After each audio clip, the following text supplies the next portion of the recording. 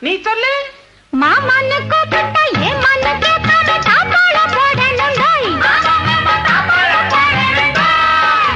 மானன்னு தேனின்னு மல்லிகை பூ வச்சு மாரோட சாய்க்கணுண்டாய்.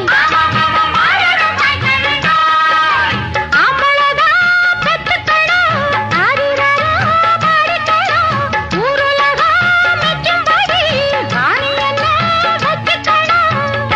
எல்லாம் சரி பரிமளா, முக்கியமான ஒண்ணு விட்டுட்டியே. எது? ஒரு வெப்பட்டி கிப்ப